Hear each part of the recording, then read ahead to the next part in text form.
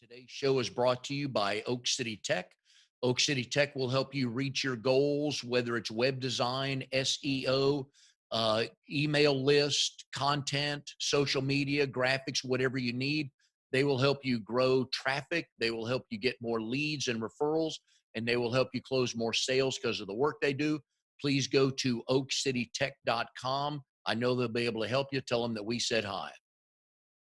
Hi, everybody. My name is Mike Manning, and each week on Triangle BNI, we bring you a successful small business story. If you are not familiar with BNI, it is Business Networking International, the world's largest networking organization. And our little slice of heaven here in the Triangle is Raleigh, Durham, and Chapel Hill. Each week, about 33 chapters and almost 600 members get together. And the only thing we do is try to help each other grow our businesses. And our guest today, another successful small business owner, is Chad Kufen with North Carolina Farm Bureau Insurance. Chad, how are you today? I'm fantastic, Mike. Thanks for having me out here. Glad to have you today. So you are calling us from the confines of your office? I am at my office today on Western Boulevard. Yep. All right. What's on the back wall there? Back there, Yep. it says life is not measured by the number of breaths, but the number of breaths that take our breath away. I like it. I like it. All right. How often are you able to go into the office through COVID-19? So we're starting to get back in here a little more often. I have the luxury of kind of working remote anyway, but like most companies, we took some precautions to keep all of our staff safe and divided the resources up in visiting the office. So we're starting to come back a little more often. Of course, we're an essential business, so our team has had to be here through a lot of it, but we've taken that safety measures of splitting it up a little bit.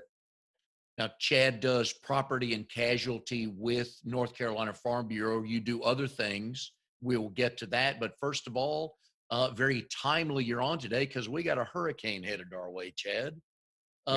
What good advice do you have for people, and what deadlines have passed that they can't get any more insurance for?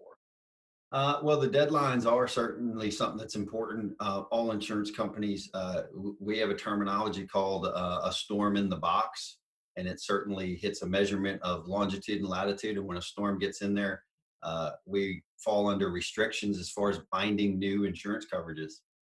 So we are in those now. You can certainly, it does not impact current closings and business that's already been in place, but we do have some impacts on that. As far as advice goes, you want to have conversation about coverage prior to these events coming for sure. Or the next hurricane that no doubt will skirt the coast, I'm sure we'll have another one that people will have time to plan for, to make sure that they have it. The other thing I've learned, especially through BNI and getting to know insurance agents like you, I think most people don't realize if they're fully insured. That's correct. I would agree. I think having a relationship with your agent, and if your agent, and I remind my clients of this. My intention is to reach out to my clients on an annual basis and have these conversations. But know that your agents want to have that conversation. So certainly take precautions to reach out on an annual basis and just have a conversation with your agent. With the next hurricane that will no doubt hit the coast, come by, hurricane season goes, I think, through November. People don't realize it goes that long. What should people be talking about, calling their agent or calling you to find out what kind of coverage they need for, let's say, just for hurricanes right now? I think the main thing is just knowing what is covered. The number one question we get asked is tree damage. Trees falling on somebody's property. It always goes to the claim of the house. So making sure you have the proper coverage, because if your neighbor's tree falls on your house, it is still your insurance. So making sure it's there. But if you live in prone areas for flooding and stuff, inland here in Raleigh, we don't see a whole lot of that. But flood insurance is available for anybody, and it's pretty inexpensive if you're not in a flood area. So if you are concerned about those things, certainly ask your agent what that might entail. And if you're east of 95, you certainly want to make sure you have the proper wind and hail coverages and so forth.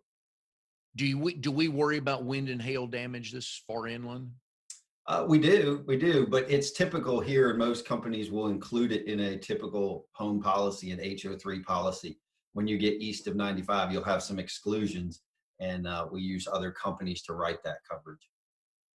What kind of tips do you have for homeowners if they know, like, I think we're supposed to get somewhere between 3 and 6 inches today. What are some things they can just do around their house to make sure minimal damage doesn't happen? Mike, that's a great thing. I mean, not just as an insurance agent, but me as a person. I took precautions last night. I cleaned up my back patio, Mm. brought things inside. I don't want damage to happen to my property, and I certainly don't want damage to happen to my neighbor's property. And so, just taking a little bit of time to make sure things are secured, put them on back patios. As far as one thing you can do, I happen to have a street drain down at the corner of my property. That's something to make sure of. That's where your backups come in. That's where your little bit of flood comes in neighborhoods, flash flooding. Make sure it's clean, available, but walk around your house. And during a storm, safely, certainly look around inside your home to make sure they're well-built homes. When you get driving wind and rain, you'll have some unique situations where some water will get in the roof lines, and you just want to be aware of it and be able to stop it as soon as you can. Yeah, I think that's great advice. I was watching the Weather Channel this morning when I got up and then flipped it on the local news. In one of the small coastal towns, they showed footage of the city workers sweeping all the rocks and debris away from the drains so the water could go down and not, pile up and flood anything, which that's generally not something we think about. Yeah, and the other thing too we don't think about is a lot of people will have a Tuesday trash pickup tomorrow. My suggestion would be maybe put that trash out in the morning, not tonight, because that will end up all over the place. I always worry about that too, just in general. Mine, because I have neighbors, we have a Thursday morning pickup, and Yeah, a lot of my neighbors will put theirs out, but I don't at night because I'll be the one. I'm the guy that would always tip over, yeah, and something would come out, and some raccoon or somebody would get in. It just that would happen to me, and I just don't really want to pick up trash first thing in the morning. that's right. That's right. So that kind of taxes insurance companies in hurricane areas with adjusters and agents. I would imagine it's all hands on deck, right?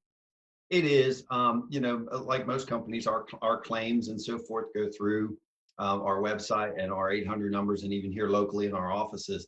But as agents, we home office sends us some information prior to these events. We keep a hot list of companies that will help, restoration companies and so forth, so that we can supply that information to our clients in an emergency, but we can also handle some of that workload. And like any industry, we send our resources where they're most needed. For people that have damage, any kind of property damage through tomorrow, Mhm. they should call their agent first or the 1-800 number first, the claims department first.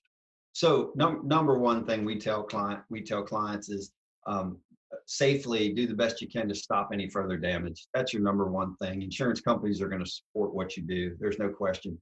You can document, you can take some pictures, but you want to make sure that's done first. I'm not.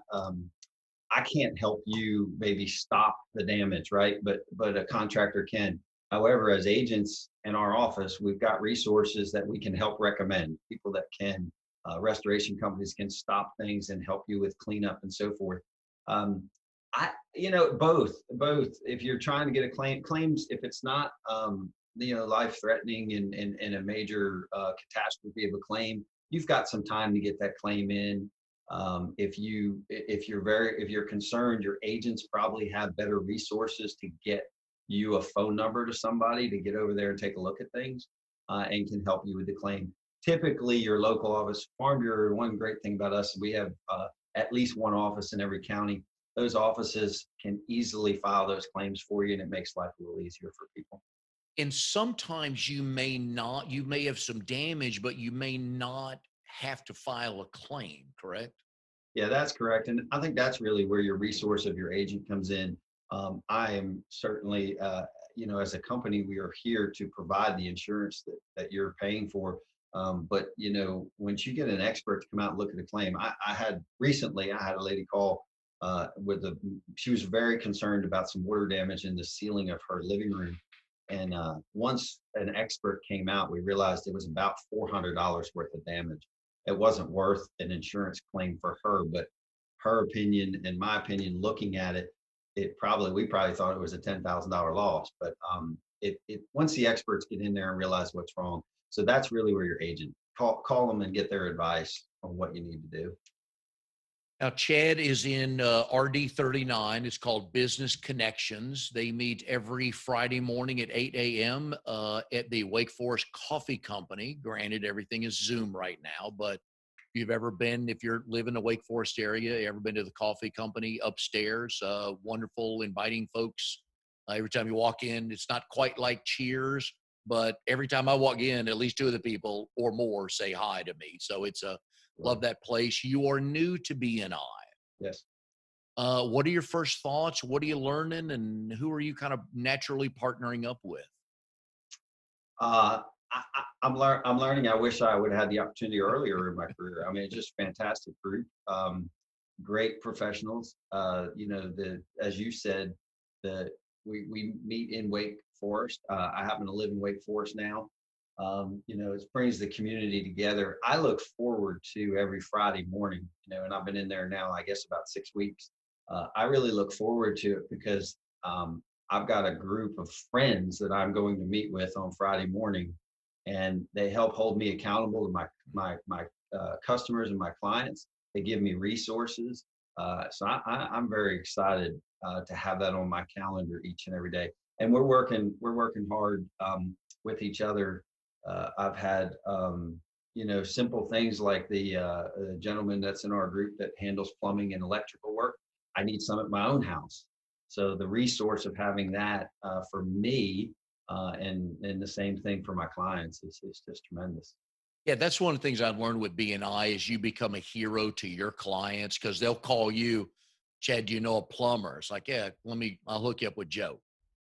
Yeah, and just like everybody else, I mean, I that's where I get my that's where I find my contacts for my own stuff. I reach out to we moved to a new house and I needed a new pest contractor and I called you, right? I mean, I asked you and you gave me Phil's number and it's great. I know who's coming to my house through somebody else, and I'm very, very comfortable with that. We talk a lot about know, like, and trust. And when I do my new member training, which by the way, are you going to be there this Friday? Yes, I can. Yes. 10 a.m. Outstanding. Yes. I always ask people, before you joined BNI, who would you, if your mother called and said, sweetie Chad, you're my favorite child, but I need a plumber. Mm-hmm. If that's who you want to send to your friends, but you're only sending somebody that you know, like, and trust. So we do that in our life anyways. And it's like you said, it's just nice to know that somebody's going to knock on your door that's a trusted source. Yeah, there's no question, and just the pure fact of having somebody come in. And it's funny you mentioned that about your mother. My mom still lives up in the Northeast, and she had an air conditioner go out 12 months ago. And I had a friend a state over that runs a mechanical contracting company. And I sent him an email and said, have you ever heard of these guys? And does this quote look good? He said, I actually know the guy very well. And I think it's great. And so I have a 78-year-old mother. I know who's going to go take care of that thing. And again, I think most of us, that's how we like to do business ourselves. Yeah. That's one of the things I love about BNI is I know if you and I have a good relationship, and if either one of us told the other, hey, you need to call this person, would not even think twice about it. Yeah, and it's our reputation. I mean, I tell clients that all the time. I'm not getting a kickback from referring somebody. What I'm doing is getting a level of confidence that I know that you will be taken care of because my reputation's on the line. It's almost like a reference in a job interview. Same thing. I would classify you as very, very nice guy, works hard for his clients, but you just don't talk enough about yourself, Chad. You know, as I research my upcoming guests, I stalk people and I find stuff, and you, my friend, were all over Google, and I loved it. It will make for good questioning for me, which I think are some cool stories to talk about. But let's talk about you and your wife, Lori. Yes. I always ask people, how did you meet?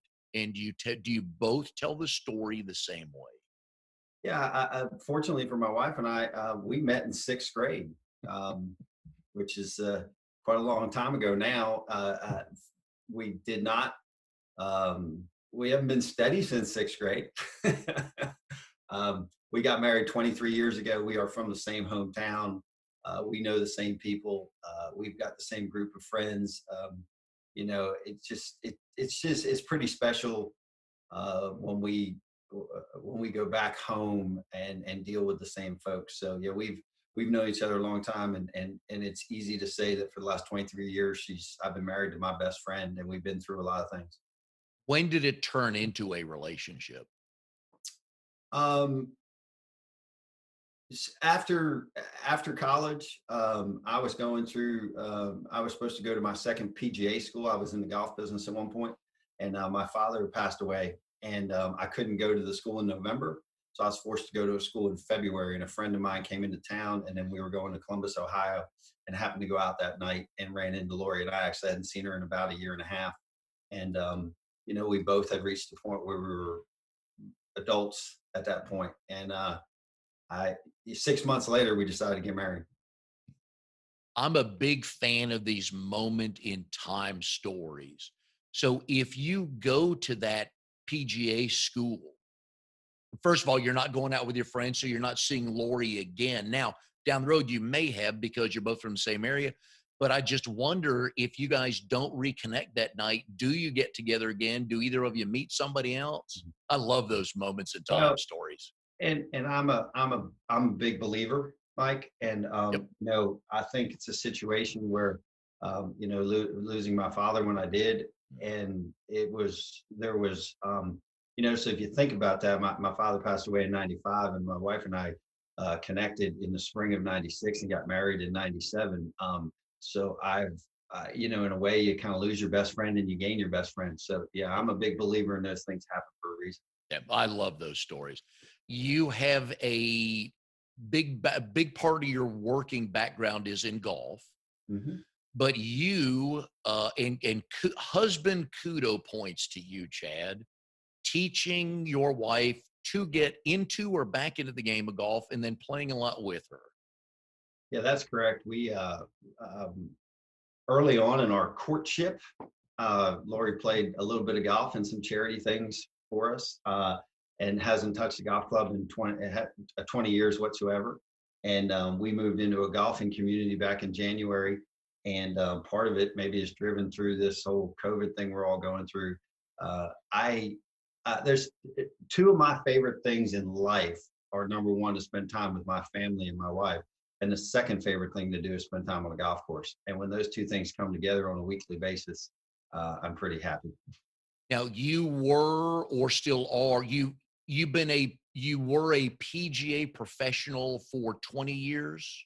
Yep, just over 20 years. I am no longer. I've got my amateur status back and trying to play golf All right. as an amateur again. You taking some money back from some people finally? Yeah, yeah. I'm doing okay.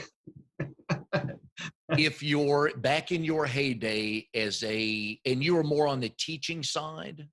Yeah, club management and teaching. Okay.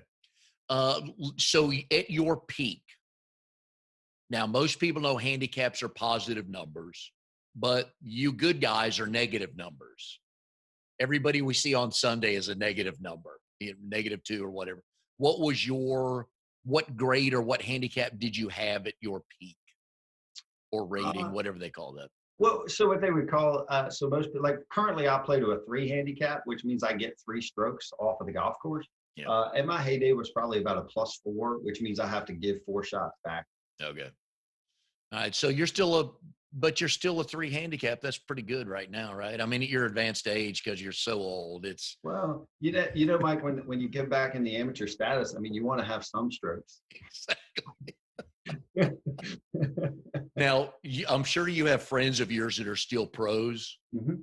and you probably get together, and it's killing them to give you strokes, isn't it? Yeah, well, unfortunately, Mike, they don't give them to me, and they're supposed to, but they don't.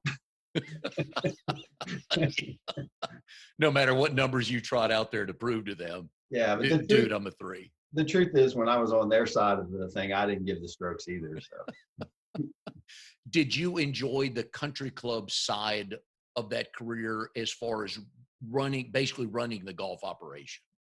yeah, there's no question. I started working in golf. It was really my first real job at the age of 13.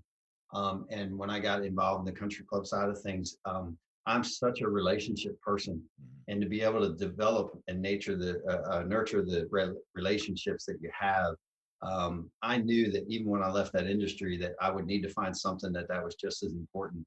And some of my best friends, family friends. I mean, Laura and I have folks that are almost like a second set of parents to us, and they came from that atmosphere and that environment. So yeah, it's something I've treasured my whole life. So who put the golf bug in you?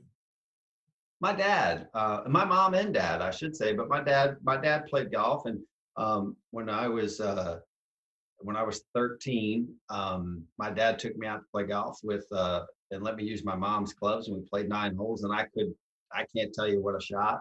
I was an athlete growing up, and something about the game interests me. And my birthday was coming up in about 30 days, and my dad said, "What would you like for your birthday?" And I told him golf lessons.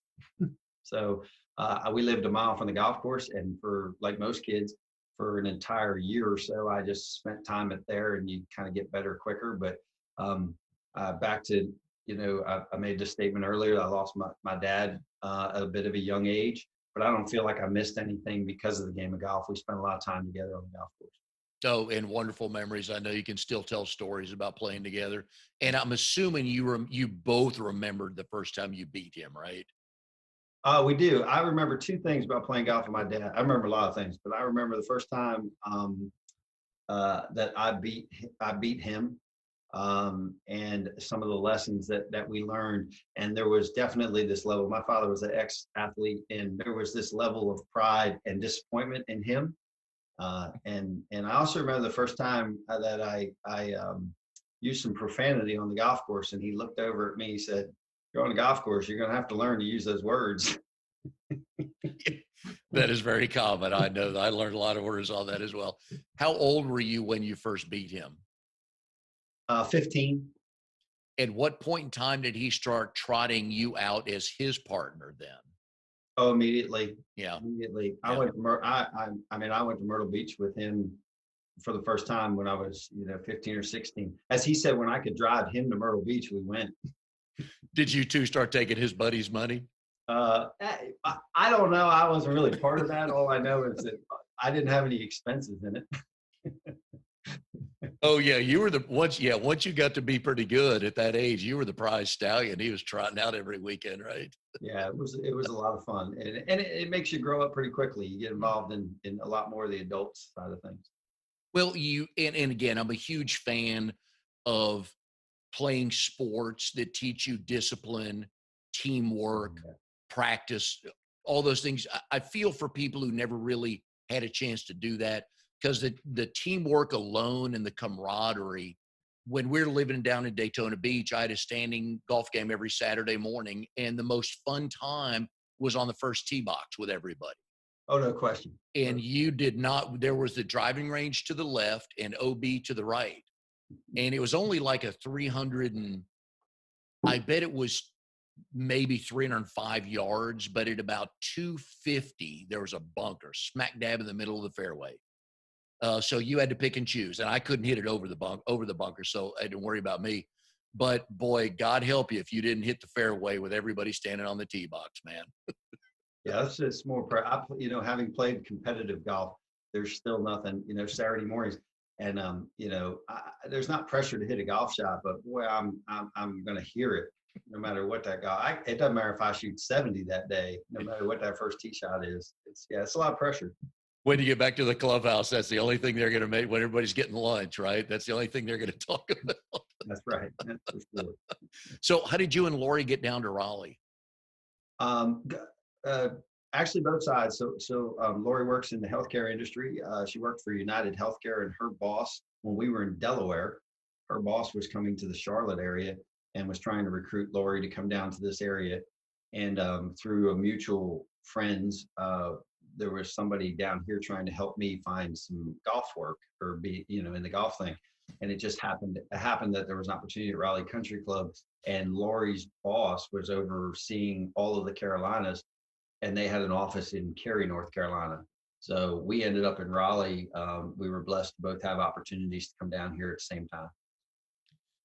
Who is Jason Harris? Jason Harris? Jason is a good friend of mine. He was a former director of golf at Trayburn Country Club, and he is now a wealth management. He, like me, got out of the golf business. So I found a stat about the two of you and I forgot to write down what year. It was the Carolinas sectionals at Pinehurst number 8.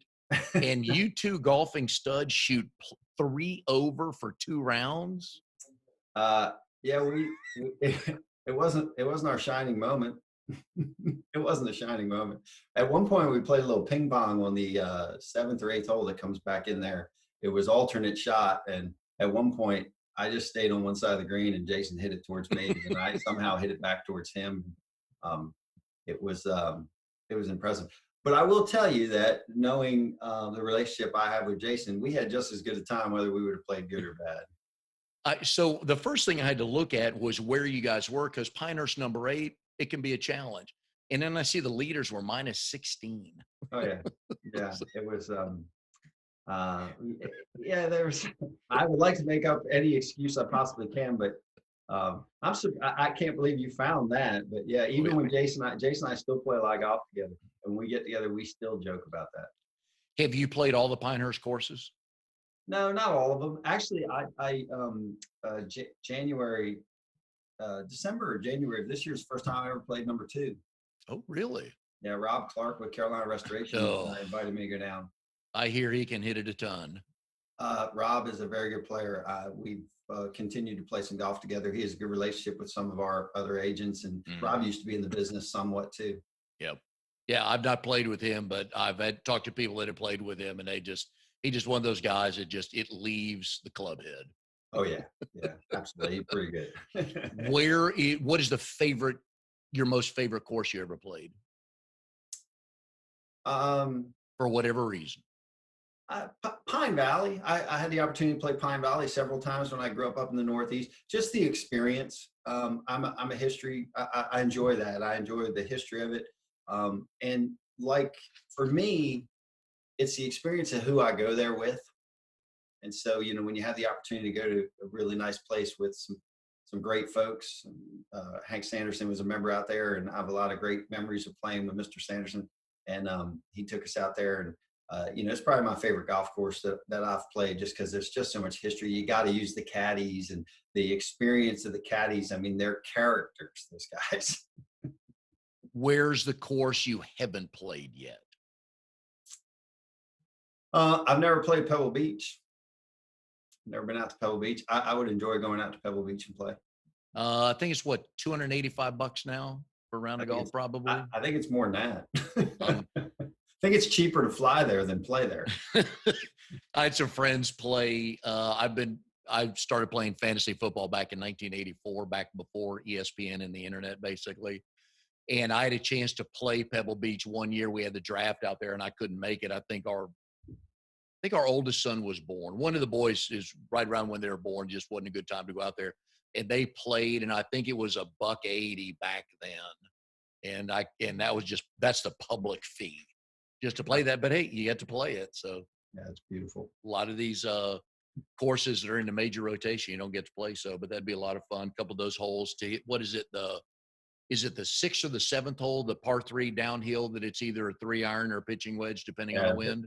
The 7th hole could be. Yeah. And I've had several friends, PGA professionals, that tell you that they've hit 4-iron there and they've hit sand wedge there. Yeah. Yeah. Unreal. The wind coming over the water there. So. Mhm. Anyways, we are here with Chad Kufen of North Carolina Farm Bureau. Chad is in RD 39, the Business Connections in Wake Forest, every Friday morning at 8 o'clock. Today's show is brought to you by Oak City Tech. They will help you reach your goals and get the new business you want. They can help you with web design, SEO, social media, whatever you need. Go to oakcitytech.com. Tell Drago we said hi. All right, Chad, like I said, you were so Google friendly over the weekend. I've got so much stuff here. I don't know where to start.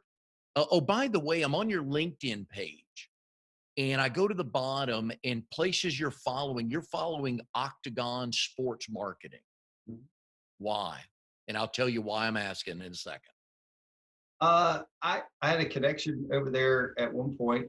They help manage the SAS tournament, which is held here locally. I at one point when I was getting out of golf or was thinking about that, was actually thinking I wanted to stay in the sports side of thing and sports management. So I've always followed that organization. My son and daughter-in-law work there. Oh yeah. Yep. They do. Travis handles the Major League Baseball account for Bank of America, and Sarah works on the NFL side and special project side. They've both been there, I think, 4 years now ish. Yeah, love the company. I mean, love the culture there is awesome. Yeah, it is. It is a great culture. Yep, they are big fans of that. So junior ski racing, any good stories to tell out of that? I enjoyed it. I survived it. I survived it. Yeah, we raced in the Junior Olympic program. I grew up in East Stroudsburg, Pennsylvania, and I always tell people if you can learn to ski in the Northeast, you can ski anywhere in the world. Why is that? The conditions, icy conditions. You know, you just a little harder to ski on those type of conditions. I do recall at one ski race, they ended up moving a gate below a head wall. And after the practice runs, it was so icy, they moved the gate. Well, I didn't realize they moved the gate. When I came over that head wall, I thought that it would be a good idea that I could somehow, through physics, change the direction I was going while in the air. And I woke up about 15 minutes later. Oh, no. Didn't work out so well. Was that your first concussion to your knowledge? That I can recall, yeah. Did they at least apologize for that? I don't remember how I knew that I just recall the situation, and it's one of those things that sticks in your mind that, you know, I think we learn our greatest lessons through the mistakes we make. And that was a great mistake that I learned a lesson. I became a better ski racer after that. Good, I hope so. This was downhill skiing? It was slalom, downhill slalom racing. Yeah. And being from the Northeast is just something you did, right? Because it snowed, 5 months out of the year, it seems like? Yeah, it did. And in growing up where we did, it was an environment. The local ski area, Shawnee is where we grew up, Shawnee Mountain. Went to school with the Kirkwood family. They were the ones that owned it. It was a place where our parents when we were 14 years old, our parents were comfortable dropping us off there and picking us up at 10 o'clock when skiing was done. So, you know, it was back in the day when things were a little bit different, but it was also an area that your parents felt comfortable because we were with all our friends, and, you know, there's only a certain level of trouble we could get into. When's the last time you've been downhill skiing? You know, I have not been downhill skiing in probably a dozen years, probably 12 years or so. It's something I say I'd like to pick back up. And even if I just went out to the mountains in the Carolinas, just kind of like golf, I can ski anywhere. It doesn't have to be Aspen. Can you remember how to do it, you think? I actually, you know, I think it's actually the one sport that I was best at. Really? Yeah. Okay. Brothers and sisters? I have one brother, 2 years older. And Lori has how many siblings? Lori has 2 siblings, one brother younger and one sister older. Actually, her sister Terry's birthday is today. All right. Well, happy birthday, Terry. Hope she's listening. Did you have to get the seal of approval from Terry to officially date Lori? No, but Terry's husband, Dave, they had just got married. I think they were married about 2 years prior to Lori and I reconnecting. And Dave is about 6'9". So I knew that I had to be on my best behavior, not necessarily because of Terry, but because of Dave. How far away did you two live from each other growing up? 2 or 3 miles. Okay. Yeah, very close. Same grade, same schools all the way through high school? Starting in 6th grade, she was what you would consider a townie. She kind of lived in town. I lived out of town. And I went to Middle Smithfield. She went to Smithfield. And then in 6th grade, everything comes together. Are you a northern redneck? I would say I'm a northern redneck because I grew up in Nice. the mountains of Pennsylvania. Most people, they think they have one impression of the Northeast. And if they ever grew up in my hometown, they'd realize that Wake County has nothing on Monroe County, Pennsylvania. Are we talking log cabin? You had to milk the cows before you went to school type life? No, but I will tell you, I mean, I'm 48 years old and I can remember the first traffic light going in. Oh my. There's a few of them now. Okay, so now that we're on this subject, what's the first thing you drove? All right, so I got a funny story with that. I drove a 1957 Willys Jeep, 3-speed on the column. I was 9 and my brother was 11. And my dad brought it home and my mom said, "What are we doing with that?" And he said, "I bought it for the boys." And she said, "They're 9 and 11. He said, "Perfect time to learn." Nope, no power steering, 3-speed on the column. The windshield wouldn't come up. And I think there was a bee's nest under the seat or something. And you two were happy to have it, weren't you? We had a blast. But probably one of the worst days was when they caught us driving down the highway or the road with it. That wasn't a good day. Did the cop pull you over and lecture you to get home quickly? Yeah, unfortunately, being in a small town like that, the cops knew your parents and they would take you home, and that was never a good thing. You would have rather dealt with the cops than your parents? Absolutely. That's too funny. So snowmobiles, I mean, do we have the picturesque winters? Oh yeah, we grew up, had snowmobiles. We would run them around. We would go up upstate New York and do some snowmobile running, but snowmobiles, ATVs, a lot of outdoor. We spent the outdoors outside. I enjoyed it. I mean, I couldn't have thought of a better place to grow up. And here's one of my, I'm trying to limit the number of old guy get off my lawn stories I tell, but that's one of them. Our parents told us to leave the house when we were growing up. Oh yeah, no question. We spent hours outside. And, Yeah. I grew up on a small lake, and my mom would ring the bell and we'd come home and eat dinner and go back out. Oh, so the lake froze over a lot. So can you ice skate? Oh yeah, you could take a truck out there and plow it. And we'd said, it's funny. I never really played organized hockey, but we played a lot of lake hockey. Oh, good stuff. Yeah. And fishing in the summertime, right?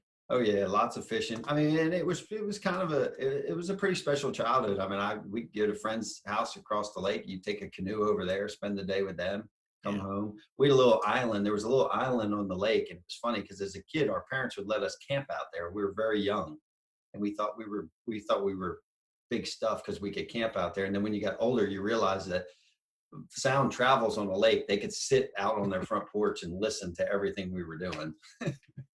You never know how smart parents are until you become one or get that age, and the kids come home like, "How'd you know that?" It's like, hey, there's a pipeline.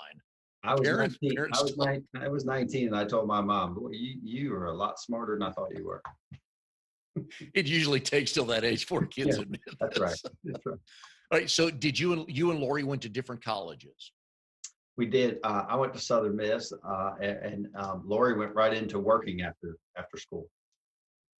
But where'd she go to college? She did not. She Okay. went right in. She went right into healthcare. She's been in the healthcare industry for about 28 years now. Well, how'd you get to Southern Miss from Redneck, Pennsylvania?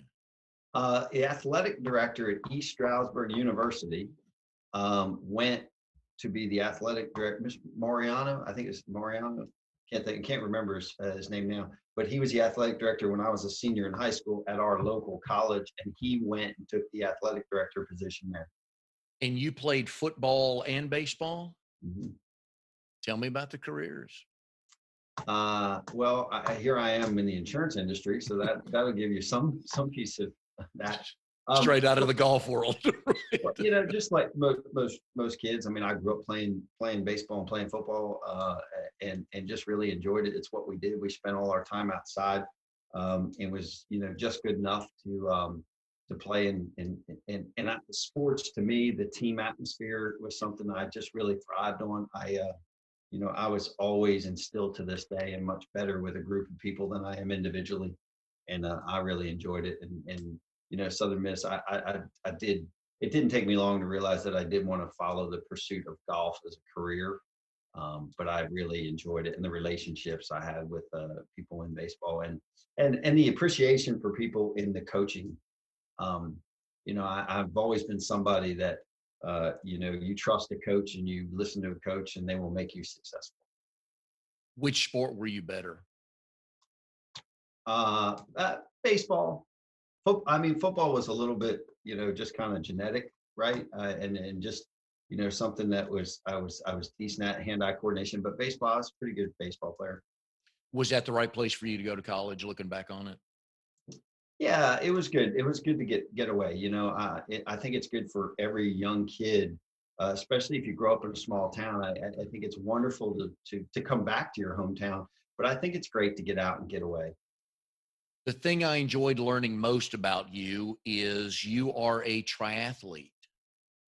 I You would are an Ironman participant.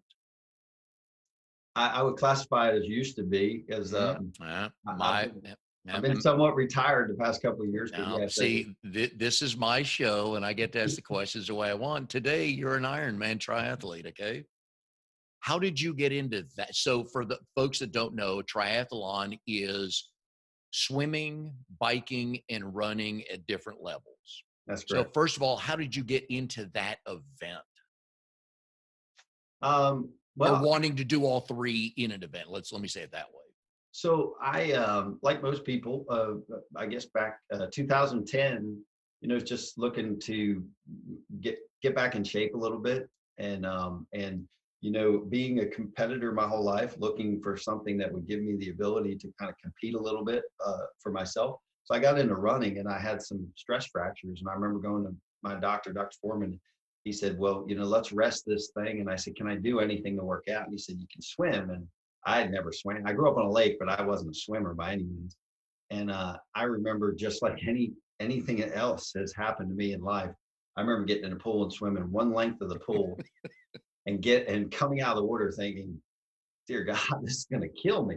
But that challenge makes me then want to do that. So then I started swimming, and true story, I signed up for my first triathlon and then ordered a bicycle, and the bike showed up 7 days prior to the event. And I competed in a Smile Train, the sprint triathlon in Wake Forest, actually up at Heritage. And it was about 98 degrees. I think it took place in June. And it was the hardest thing I did. And me, true to my nature, barely crossed the finish line and thought, that was the hardest thing I've ever done in my life. I can't wait to do it again. Now, we'll get to the Ironman one in a second. So, what was the distance of this particular event? So it was a pool swim. So it was 250 yards in the pool. So 10 laps of the pool. And then it was about a 12-mile bike, and then a 5K, a 3-mile run. Okay. So, and roughly how long did that take you to do? About an hour, a little over an hour. Okay. So, I asked you that to set up the Ironman triathlon, which, again, I'm just fascinated by that event, and very impressed that not only did you qualify for it, but you competed and finished. So just so people know, the event you were in was 250-yard swim, 12-mile bike ride, and a 3-mile run. Right. If I've got this right, in the Ironman triathlon, which, by the way, you have to qualify for in Kona, Hawaii. They don't take all comers. You right. got to be a level of good. And that is a mile-ish swim in the ocean. 2.5 miles. 2.5. Okay. And then 112 miles on the bike. Yep. And oh yeah, you're not done. You still have to run a marathon. That's correct. So I just want everybody to think about that for a second. Okay. You got 2 miles in the water with 1,000 other people at once, males starting together with males, females with females, right? So you got to worry about somebody kicking you in the face amongst places, right? Yeah. So then you get out and you got to transition because you don't dry off. You literally just transition and you get on a bike through the roads of Hawaii for 112 miles, folks. You were on, if I've got your split right, you were on the bike for almost 6 hours Hmm. and you weren't done, Chad. You still had to run a damn marathon. That's right. A, what were you thinking? And B, how much fun was that? Well, it's fantastic. I mean, it really is. Again, it's the things that challenge you in life and make you better, make you realize that if you just put your mind to it. And for anybody listening, those I know those distances sound intimidating, but it's like everything in life. I didn't wake up one day and be able to do that. It took me months and years of training, and you work towards it, and then you can accomplish it. I do have to tell you, so I've raced 6 different Ironmans. I raced in Chattanooga. Lake Placid was my favorite Ironman. And I do need to tell you, my wife has done 2 of them herself. She's done Lake Placid and she's done Arizona. But Chattanooga is where I was able to qualify. And I was able to qualify with 2 of my training partners qualified as well. So it's pretty special to go out there. I saw the picture there. I think they had mentioned 6 of you, but it was you, a guy, and a lady in the picture. Yeah. Yeah. Yeah. So Sophie and I trained together. Sophie Evans and I trained together. And then Jason Biggs. Jason is with Boss Digital locally, but he also owns FS Series Race Company. And Jason and I did a lot of training together, and we all traveled with our families out there together. So it was really a special time. It's kind of like people that qualify for Boston. It's kind of the victory lap. You make it there, and you're competing against the best in the world, and you just really take an appreciation for it, take the scenery in. Once you started seriously competing in triathlons, was the long play to make the Ironman? Yeah, so in 2012, I decided that I was going to race in these, and I hired a coach, Jackie Britt, out of Holly Springs, actually, and I told her that within my age division that I would like to not only do an Ironman but try to qualify for Kona. So for me, it was just a goal and an objective that I set. Kind of like golf, I'm always aiming to hit it 3 feet, and I do miss the green, so I'd be okay if I didn't make it. But my goal and intention was to make it. Did you have to strategically set it up right where you got in the correct age group? No, unfortunately, I was in the hardest age group. Something about that distance,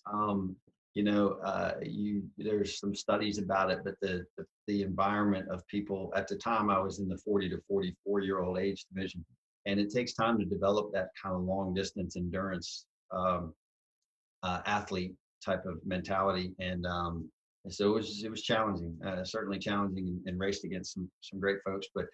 For me, the sport always drove myself. It's what drove me. I knew that if I put everything into it, the race was a victory lap, and I like to get up and train. And like I said, when I came out the other side with business and everything else, you realize if you put your mind to it, you can actually do it.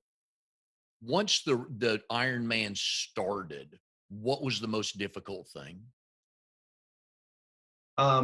Well, I think the biggest thing for me, something that most people don't know, but since it sounds like you're digging deep into some of these stories, was actually Wednesday before the race. I actually got hit by a car on my bike in a practice. So I was on the Queen K, and a truck pulled out, and I was okay. I ended up having a separated shoulder and something with my ribs. So back to your question about once the race started. A special thing for Kona for me was I was a competitor, and I was a nose down kind of competitor, and I would finish some courses and people would ask me about things on the course, and I really didn't notice them. I was just trying to do the best I possibly could. And having that happen to me prior, and I'm not sharing this story for woe is me. I'm sharing the story to give some advice to people, I guess. I realized once I got in the swim, I got halfway through the swim and made the turn. I realized that there was actually more wrong with me than I thought, because it started to be pretty painful when you start swimming that often. So when I got out of the water, I tried to take some steps coming up out of the water, and I was having some difficulty with breathing. And I realized that I'd be okay, but it shifted gears for me.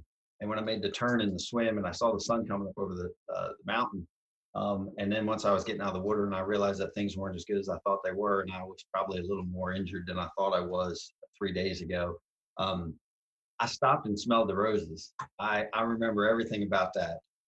There was a father and son at the halfway point on the bike, and I decided to get off the bike. And again, I was always a competitor. I was never going to get off or anything. And I remember getting off and having a Coke, and you eat some weird things in these things to keep yourself going. But I remember having a great conversation with this father and son, and the experience of seeing everybody. And the one thing I always tell people, it's hard. You think it's hard to race, and it is, but go spectate for a spouse or somebody who you're really pulling for. So I knew coming in there was no complaint that could come out of my mouth, because my wife was going to stand there for 10 hours in that heat in Kona, Hawaii, and wait for me to cross that finish line. And it taught me a lot about myself. Which of the three disciplines were you best at? The bike. Did I that was, come? Did that come the easiest to you? Yeah, I learned, I think when I first got in the sport, the one thing I learned was there are swimmers, there are bikers, and there are runners. And I would train with each of them, and I was the worst. But I knew when all three disciplines came together, I'd be pretty good. And I think one thing, I don't feel like I was ever very fast. I just feel like I never slowed down. And my training partners, the people I trained with, people like Jason, Sid Cardoso, who owns Inside Out Sports, I train, these are some of the toughest athletes you'd ever meet, some of the best cyclists you'd ever meet. And when I reached the point where I could hang with them, I knew I'd be okay. What I've learned through sports is a lot of times you put money on the people that are grinders, because they're always there. They're always going to start. They're always going to finish. They're always going to be there. And those are the ones you can count on. So I know a little bit about your personality even before I did this. Is you're a grinder. I mean, you're there every day to work. Once you got off the bike, what are you thinking? I can do it. Okay. I'll make it. I'll finish. I'll complete. And that's I've had people. I remember making a comment to Sid one time about the aid station, which was 1 mile from the finish line at Lake Placid. And he said, "You stopped at the aid station for water? You had a mile to go." I said, "It's never guaranteed until you finish that finish line.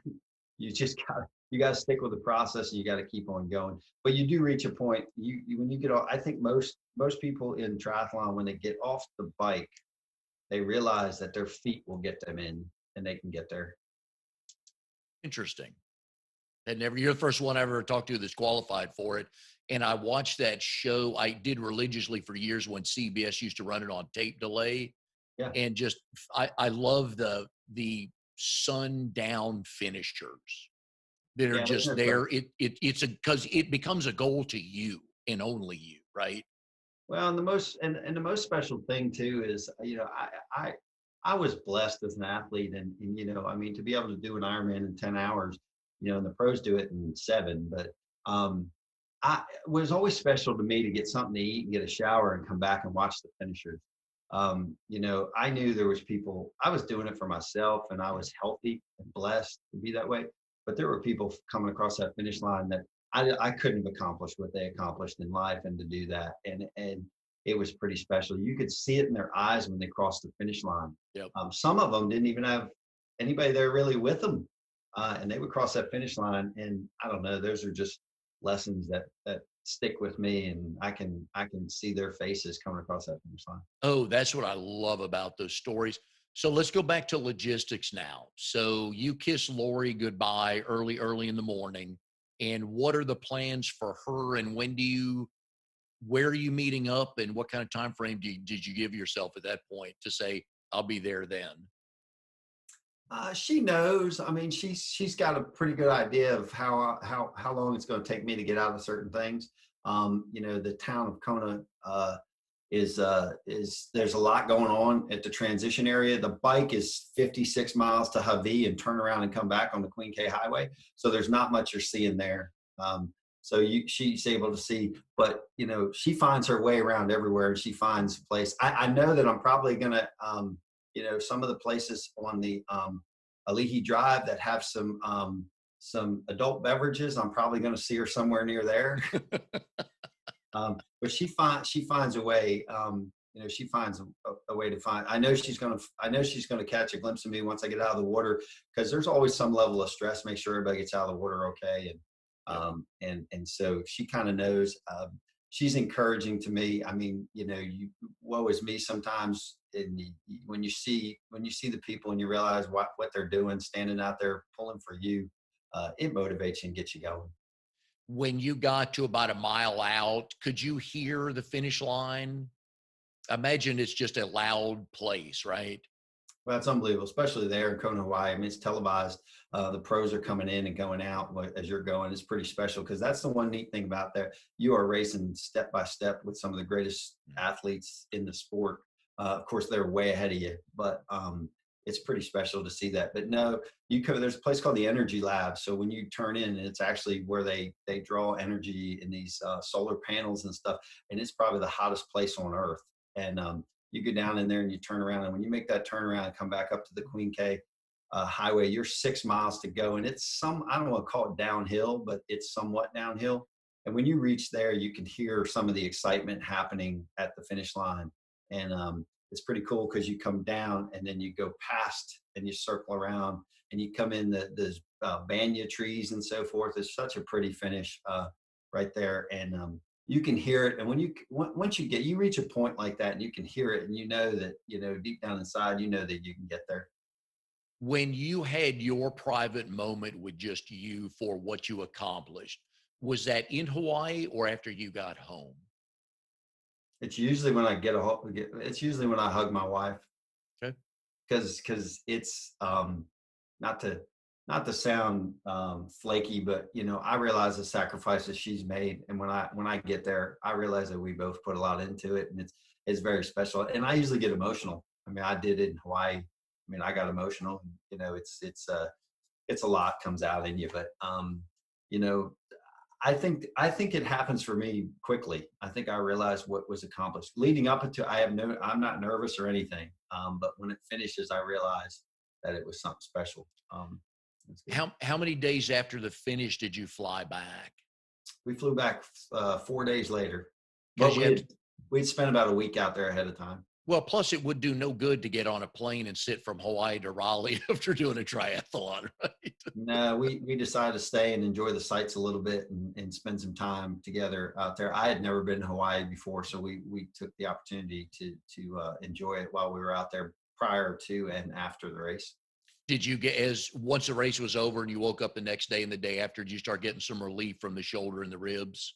No, it's actually when I knew more about it. We went we went to watch the manta rays, and they put you in a wetsuit.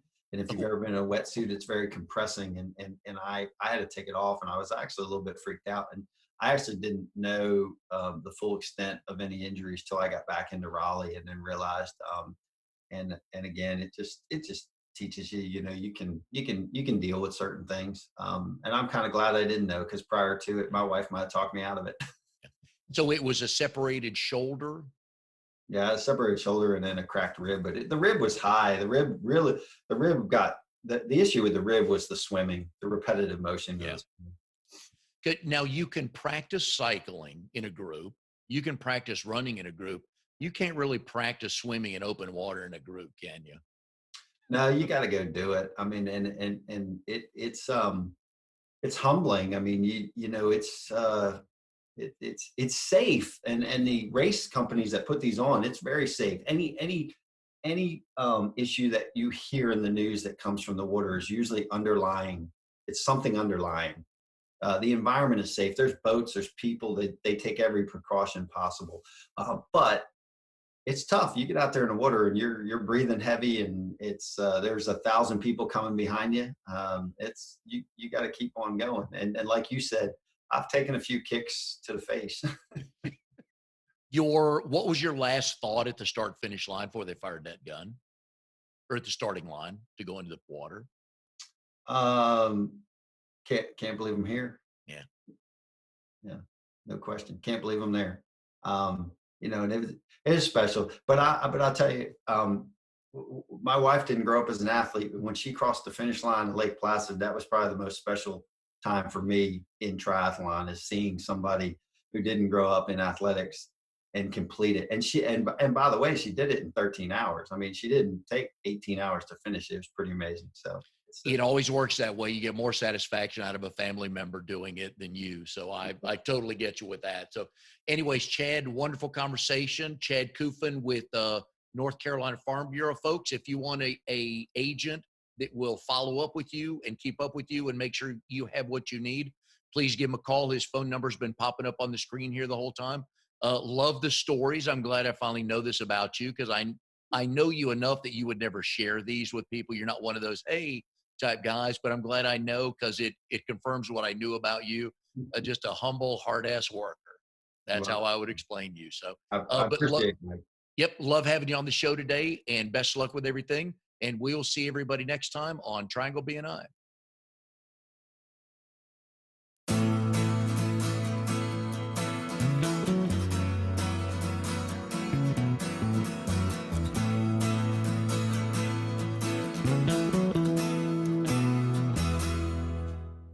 You are tuned to the Nissan Communications Network. If you tuned in too late, you can always watch each program in its entirety or download an MP3 audio file of it in the archives section at nissancommunications.com. Don't forget to subscribe to our YouTube channel, follow us on Twitter, and like us on Facebook. Sponsored by Telestream's Wirecast software, StreamingGear.com, Carolina Apparel, and DeltaForce.net.